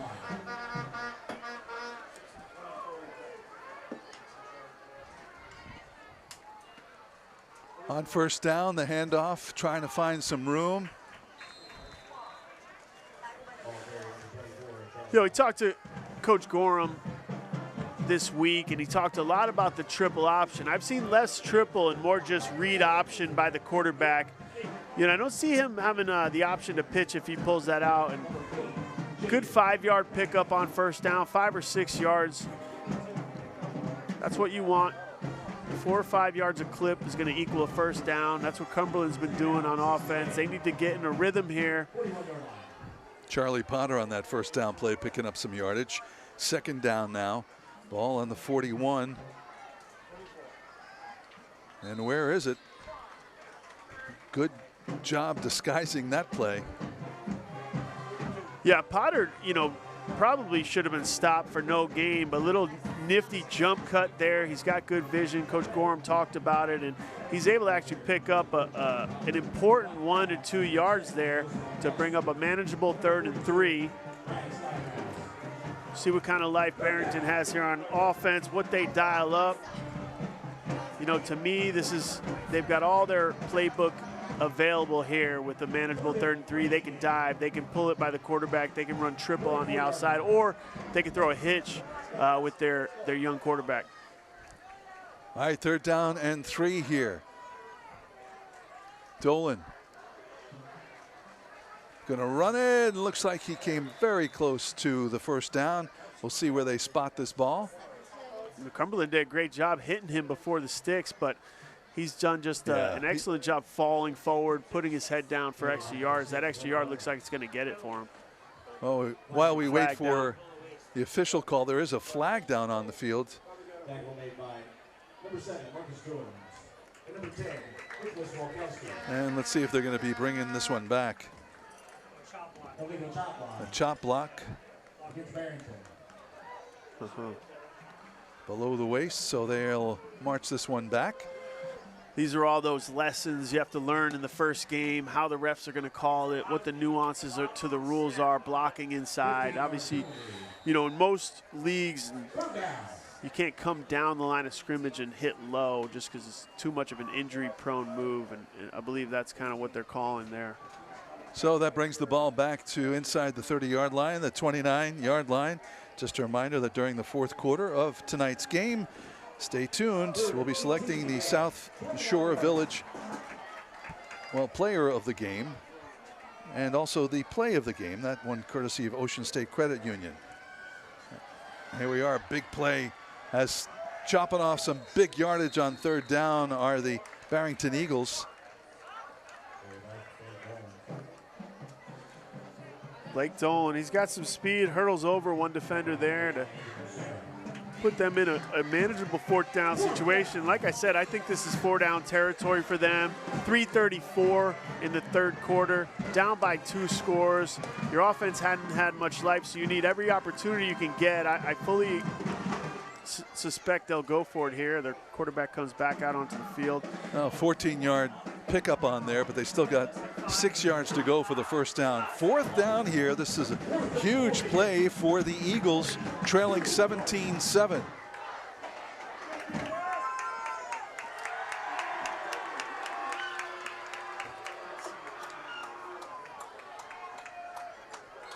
And we have a flag flying and legal procedure. And that'll go against Barrington. 1 step forward, 2 steps back. Yeah, now you got to wonder. It looks like they're going to send the punt unit on. 4th and 4 is manageable. You know, 4th and 9. There you got the punt unit jogging onto the field. So Ethan Courtier, the punter, drops back to kick this one away.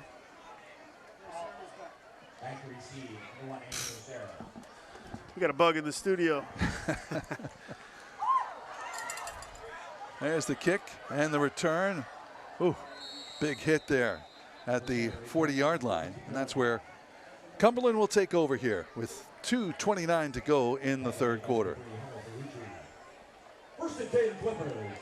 I feel like this happens every year. The teams come out, they're penalty ridden in that first game. They've got to learn their lesson, and it's going to be a story of who can adapt, who can keep their hands to themselves. A lot of times the refs are calling the game a little bit differently season to season. There's different emphasis, but a lot of holding penalties so far, a little bit of motion in the backfield.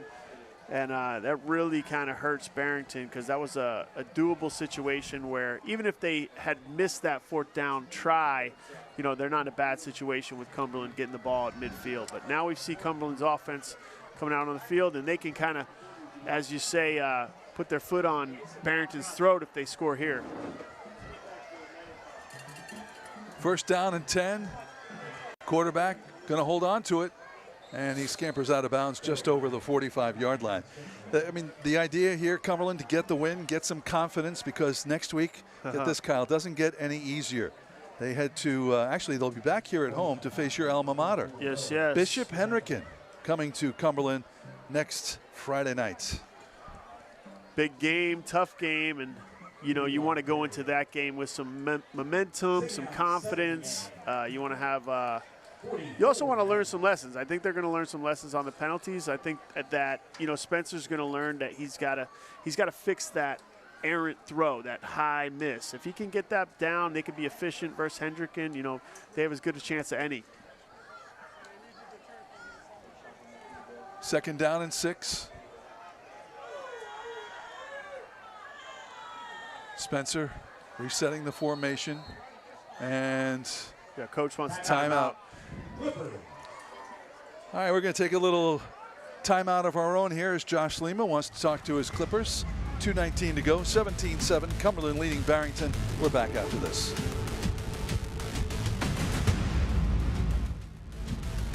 Ocean State Credit Union's Friday Night Rivals, local high school football every Friday night. Closed captioning sponsored by Cardi's Furniture and Mattresses, the brand you trust since 1928. Offering Nairobi's same-day mattress and upholstery eye delivery 7 days a week.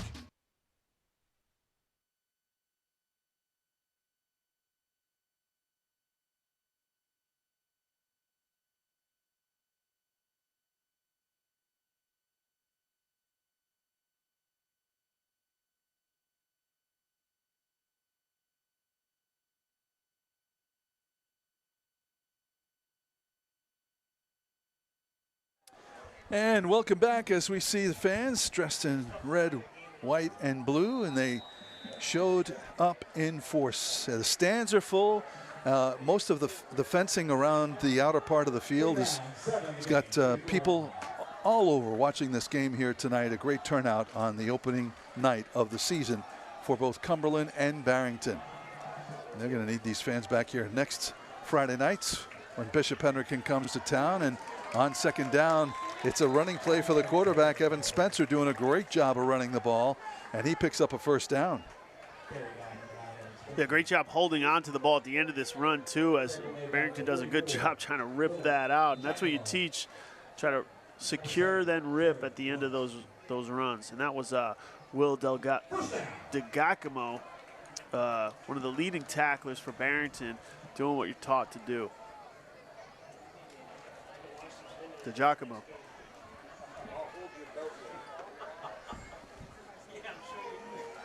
First down, handoff, another running play that gets down inside to the 45-yard line.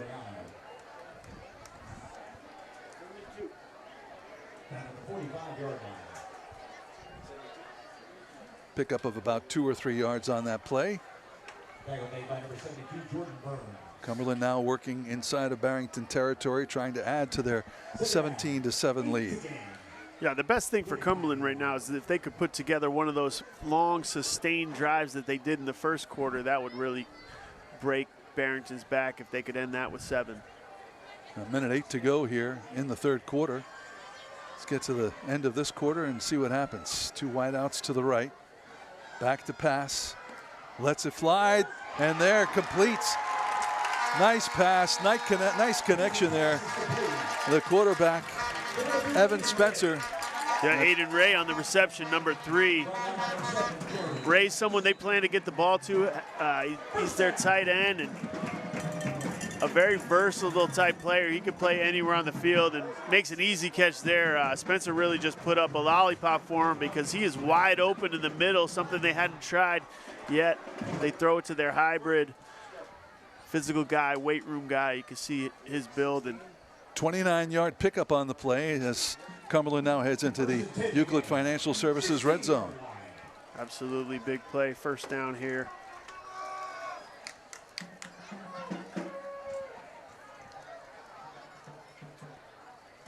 Spencer, the handoff, right up over right tackle. Pickup of a few yards on that play. Looks like 2nd and 6. Nice job there by Ty Troiano. And that'll bring us to the end of the third quarter. So Cumberland threatening again and leading 17-7. We're back with more of the Ocean State Credit Union Friday Night Rivals presented by Eric George, DMD and Associates, right after this.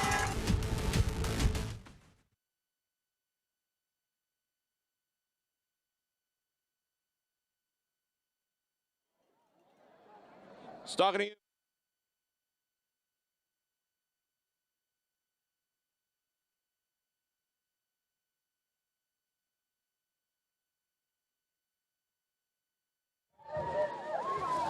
All right, welcome back to Friday Night Rivals here in Cumberland. I am here with Rose Tomisto. And Rose, you are the class president. You are just so busy doing a ton of different things. Talk to me a little bit about everything you do and what your involvement is this year. Yeah, so I am the class president, and then I also am a leader of an Active Minds chapter that we started at our school, and then I'm also the track captain. I love being involved with everything at CHS. Well, it's good that you're in track because you're always running around. Talk to me about the mental health efforts, because you guys are really putting such a focus. It's such an important thing, not only for the staff, but the students as well. Yeah, so me and 4 other juniors last year worked together to organize events for our school to kind of just relay the message that mental health is okay, and it's okay not to be okay, and for people to be more open about how they're feeling, because it's really important to just have a really nice environment for everyone. And so we had a green day, we had kind of a rally, we gave out green bandanas, and we got everyone in the spirit, and we had them sign posters, sign a pledge, and it was overall a great positive environment. Well, I'm glad to hear that you guys are doing such a good effort to get the mental health on the forefront there. Thank you for joining. Good luck with this year of school. Frank, we'll send it to you. The game action is back happening. Thank you. Yeah, the start of the fourth quarter running play for Cumberland as they continue to drive down the field. Pick up of a couple of yards on the play, trying to build on their 17-7 lead. Yeah, just a simple toss right there. We saw this early in the game. Good pickup, 4 yards. 3rd and 5, 3rd and 6. You know, interesting seeing this quarterback take the calls from the sideline. He'll call the play, and then he'll take a look at the defense, see if there's any shifts. Sometimes they'll send motion to see if it's man-to-man or zone right there. And nice run there by the quarterback, Evan Spencer, as he gets down inside the 5-yard line, and that should be good for a first down. So they're going to move the chains here. Yeah, absolutely. And there the motion just becomes his lead blocker as they just go straight quarterback dive to the left side. And, you know, they trust Spencer as a runner. Obviously, you've seen he's got speed, he's got moves, he's got power. Right here, there's no nonsense. There's just him off the left tackle, putting his head down and making an important play and trying to really put this game out of reach for Barrington if they can end up in the end zone here. Barrington desperate to hold them to a field goal attempt. All right, 1st and goal now for the Clippers. Quarterback, the handoff, and oof. Brought down almost immediately there was Ty Troiano. Great job. That's Nate Gravel Jr. on a big play for Barrington. That's exactly what they needed to stop them in their tracks. No gain. 2nd down here. He comes down the line of scrimmage. You got a little bit of Matt Zimmerman there, yeah. number 50, and then 77 comes in later. Quarterback wants to throw it, tucks it in, and then into the end zone goes Evan Spencer. And he is in for the Prime Heating and Cooling touchdown. Very nice look there by Cumberland. Spencer looked out to throw the bubble route. Not sure if that was a designed quarterback draw or if he just used his instincts, kept the ball, looked out at the flat, just took it up the pipe. Really elusive, strong running at the end. He walks into the end zone with a couple bumps from the Barrington linebacking crew. 23-7 now with just over 10 minutes to go. And the extra points. Zachary DeRoy. Oh, the ball gets away. And that'll be it. No go. So 23-7 is where we stand now. 10:01 to go. There you see the quarterback, Evan Spencer, who's certainly done a great job here tonight. Yeah, absolutely. He's kind of run the show.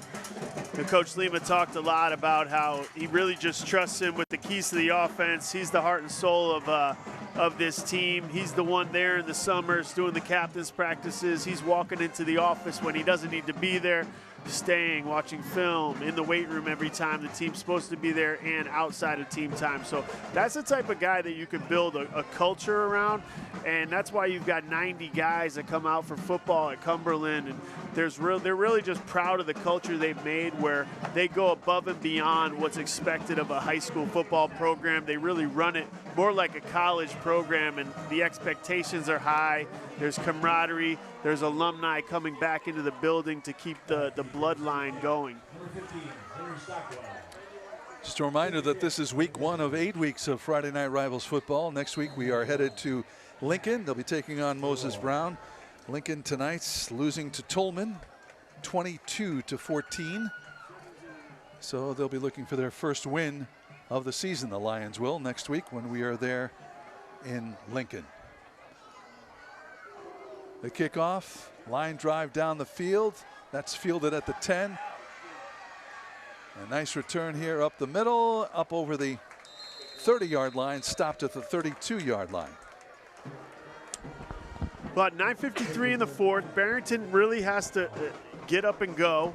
If they could put 7 on the board, I would say they're still in this game.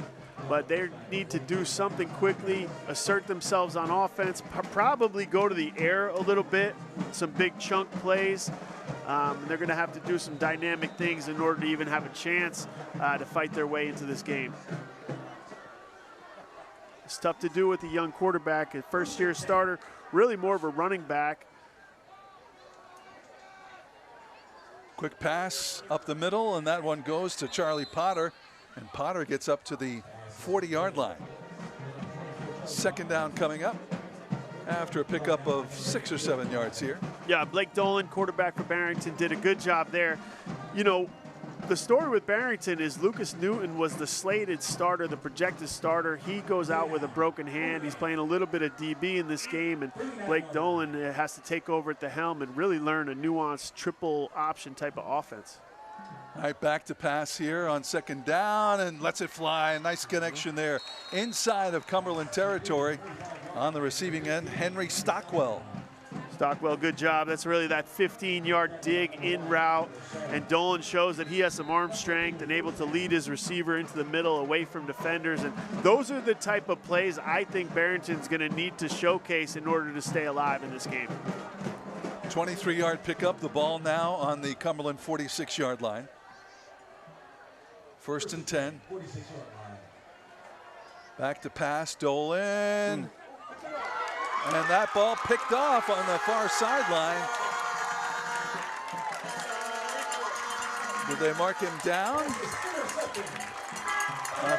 It's our first turnover of the game. And that is number 24, Logan Fay. The scrappy defensive back comes up with the pass catch. Yeah, Dolan throws a duck out to the flats. It's actually cover 2, so it's no man's land out there. Can't throw the flat route against cover 2, and they've got 2 defenders there, the safety and the corner, with a chance to intercept that ball, and does a good job. Logan Fay earning the right to wear that number 24 jersey that belonged to a former Clipper, David Benskin, who passed away a few years ago, and he was always out there giving his all, whether it's on the practice field or the game field. So every game they award that 24 to someone who comes into the game having had a great week of practice and showing a lot of spirit. And tonight that goes to Logan Fay, and he comes up with a play. Yeah. And what a great tradition by the Clippers. Instead of retiring Benskin's jersey, they award it to a player, you know, for how they practice or for what they're going through. And that's a reason, you know, to keep that, you know, that legacy alive, really, instead of killing it and having no one talk about it. We get to talk about him all the time. Exactly. With guys making big plays out on the field. And I think that's the way to go, you know, with all these programs. When the tragedy strikes, let's keep those names alive, talk about them. And Coach talked about David Benskin and how he just exemplified everything they do. We already talked about Cumberland's culture. They have a high standard of how they want their men to act in the community and not only just on the football field. So that's a pretty big honor. Well, lasting legacy for David Benskin. His spirit tonight living on in that number 24 jersey. Logan Fay coming up with a big interception. His team now on offense, 1st and 10 from the 44-yard line, the Cumberland 44. And the handoff up the middle, no go, maybe a yard back to the line of scrimmage. So as we mentioned last quarter, the games that lie ahead for both these teams here in Cumberland next Friday night. Barrington, Bishop Hendricken will be visiting the Clippers.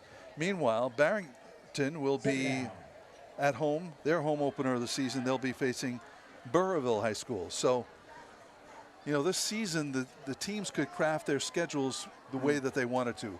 Many of them opting to go visit out-of-state teams, and that's certainly a strategy that Cumberland has used as they're headed to see a team in Reading, Massachusetts, and Salem, New Hampshire.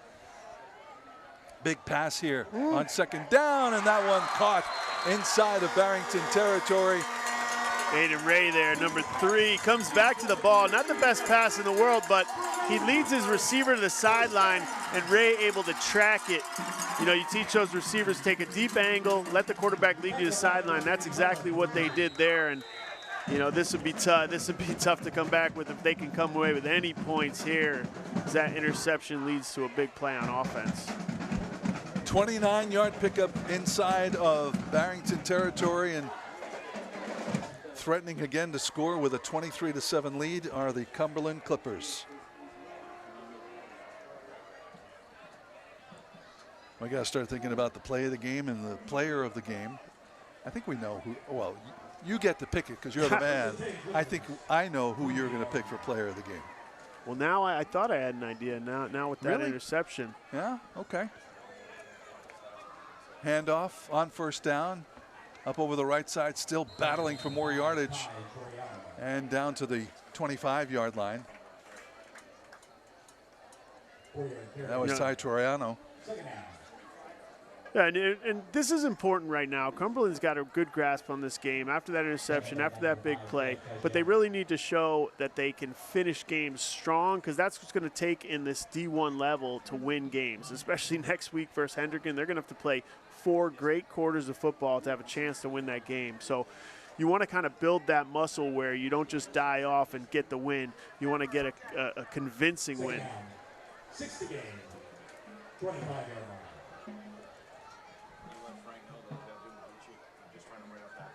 All right. Long pass towards the end zone, and that ball goes incomplete. Yeah, Spencer trying to find Nasira up the sideline as he has a few times this game. I think those, a lot of times him just giving Nasira a chance. I'd like to see them kind of spread it out a little bit more in the passing game. Let him make some true reads instead of just targeting one defender, because that was thrown into coverage. I know he's throwing it into coverage knowing full well it's Nasira and that he won't allow an interception, but, you know, that's tough to throw over a deep defender that way. We'd like to thank Medici Italian Kitchen in East Providence for providing a delicious meal for our crew here tonight. Gave them all the energy they need to provide a great telecast here tonight. Glad you're with us on turn210.com and the NBC 10 WJAR YouTube page. All right, the quarterback taking it down, picking up a couple of yards on the play before he is stopped. And 4th down coming up here for Cumberland. Go for it. Go for it, right? Well, it's an interesting call. We got to look at the scoreboard. 23-7, so, oof, what do we got? 16. I'm going for it because I don't want to put the ball on the ground, have them block it and run back. Something crazy happens. So if you keep your offense out there, at least you know you don't get this first down. You just turn it over right where it stands. 4th down and 5. 4th and 5 again. 23-yard line.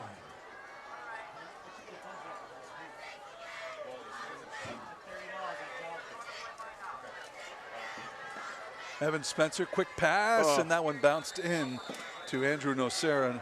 That's yeah, and those are the things that they can clean up. That's easy. They gave it to Nocera in the slot. He runs that hitch route. He completed it early in the game, actually same exact play to the left side, but this time Spencer kind of off his back foot, a little bit sidearm, and that's, I just think he needs to shore up a little bit of his fundamentals. He's got the arm strength, he's got the awareness, and that'll put this Cumberland offense in a position to really, instead of 23 points, putting up 40s, putting up 30s and 40s, and that's where you want to be to compete with the best in this division. 1st and 10, 23-yard line. All right, 1st down now for Barrington as they try and get back into this one with 5:15 to go. Quick pass, and that's incomplete. Tell you what, we're ticking closer to the end of this game. Let's talk about our South Shore Village player of the game, and gotta believe it is the quarterback for Cumberland, number 9, Evan Spencer. Well, that's who I had in mind. Evan Spencer's had a great game. He is, you know, like I said it a couple different ways. He's the heart of this team. He's the head of this team. He's got the work ethic that you want in your quarterback. And not only is he the quarterback of this team, but he's basically the lead running back as well, as we've seen. He can really make moves. He'll put his head down. He'll make moves to the outside. And he'll scamper out of bounds when he needs to in order to make the smart play. And that's why he's the player of the game right now. Scored 2 touchdowns, threw for another here tonight. Now on 2nd down, and the quarterback for Barrington, Blake Dolan, runs this one. And let's see where they mark him out of bounds as he gets up to the 30-yard line. Still about 3-4 yards short of a 1st down. Yeah, Blake Dolan should be proud of his performance today. He showed a lot of guts, especially on these run plays. His team is asking a lot of him as a first-year starter at the quarterback job to be running these read options. These are nuanced plays that take time to build chemistry with your running back, to learn how the reads go, to which one you pull, which one do you give. And he's done a good job, but I definitely love his toughness and his ability to put his head down at the end of these runs. Dolan takes the snap, third down, looking. Now he wants to run with it, and he runs into a wall of dark jerseys. I don't know. Did he run into a wall, or did they run into a wall? Because he looks like he's dishing out some punishment to this Cumberland linebacking crew. I mean, I wouldn't want to be tackling him. If I did, I'd have to get low because he's coming for it. There we go, just looking for the pass. A little bit on his back foot there, but you can see he's got nice little moves, and he'll finish a run for you. And the willingness to do that, like I said, can kind of help gel your locker room together. Guys know that at least you have the type of heart that they can play for. All right, 4th and 2. 3:40 to go in the game. 23-7 Cumberland.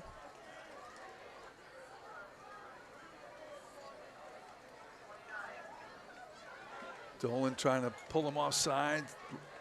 Long counts, and then he lets it fly, and it's incomplete.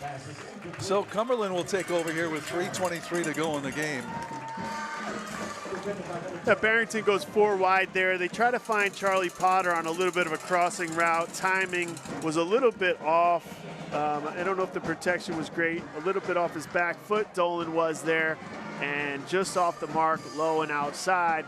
And that'll put Cumberland back on the field. Those are the types of things that are very, very difficult to pull off. These timing routes, intermediate to deeper routes that you have to throw before your receiver makes his break.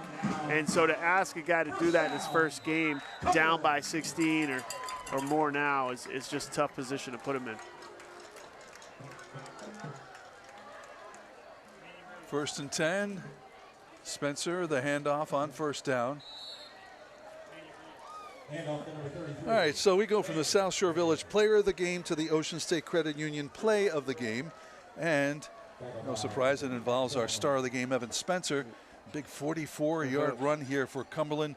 And we have declared that the Ocean State Credit Union play of the game. Yeah, he showed everything there. He showed a little bit of patience in the pocket, a willingness to sit there, make a move at the last second. Hit the outside with a little stick on the left foot, and then show some speed up the sideline, even throws a little high step in at the end. It's impressive, and you know, they still have three wideouts in the game. This is their 11 set, 1 running back, 1 tight end. And then they'll just do that to spread out the defense right now, as they know they're going to run it up the middle probably for the rest of this game. 2:25. And keep running the ball and running the clock, right? Yeah, and I think they trust him enough here, you know, on a 3rd down to maybe throw it, but they're up by, 16. That's a stretch. So I expect them to keep it on the ground. Yeah, so you'll see the back judge will count down at 8 to 5 seconds. All right, so they will milk the clock here.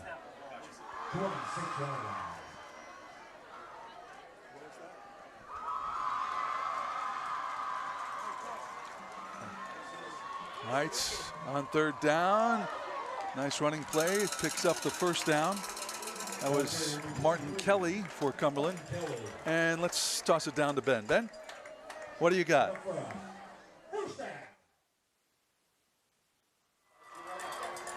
The trophy that goes to the winner.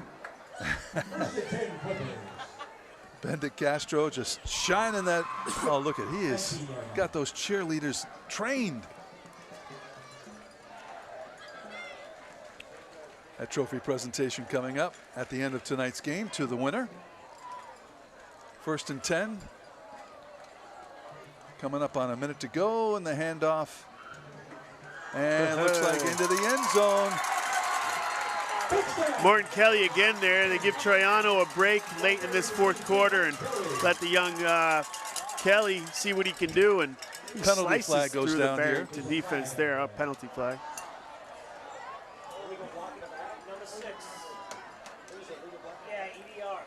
And a block in the back is going to be called against the Clippers, so they'll bring that one back.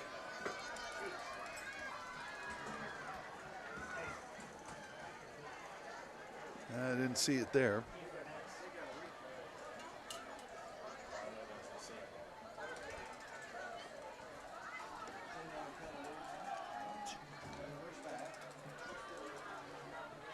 And they'll march this ball back to the 19-yard line. Those are the type of things Cumberland just needs to regroup after this, talk about the penalties, how they can kind of nip those in the bud, and like we said, put a few more points on the scoreboard, get into those 30s and 40s, try to be a formidable offense.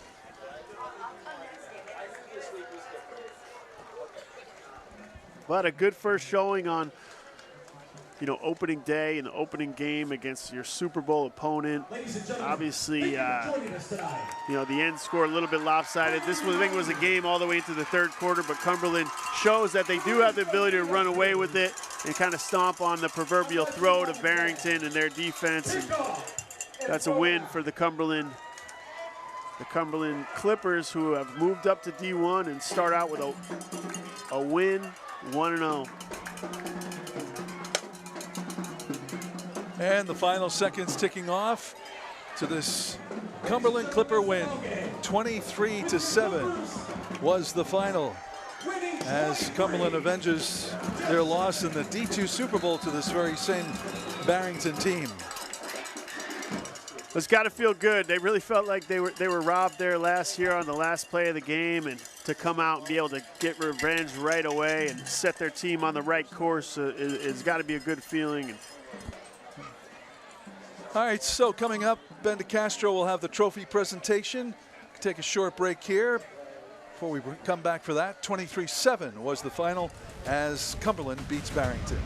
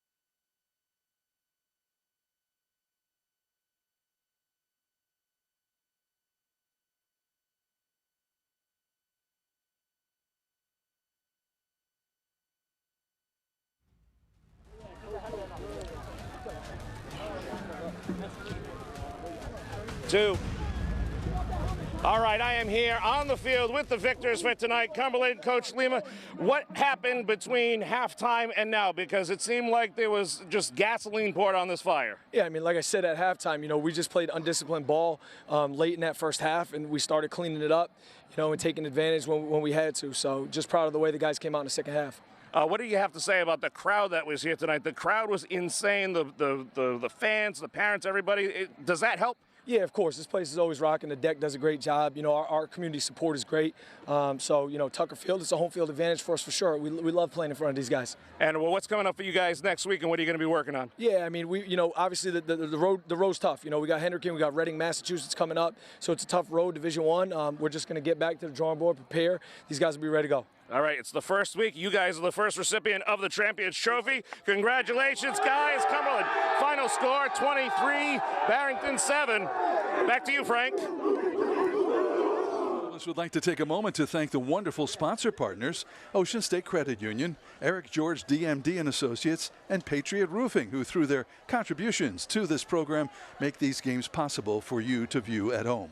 We'd also like to thank our other great sponsor supporters for their contributions to the 2024 Friday Night Rivals telecasts: Alpine Ski and Snowboard, the original Chimney Sweep, Cardi's Furniture and Mattress, Euclid Financial Services, Rawlings Floor Coverings, Prime Heating and Cooling, South Shore Village and Priority Automotive Group. And we'd especially like to thank the participating high schools and their administrators for their continued support from Barrington High School and, of course, our host, Cumberland High School.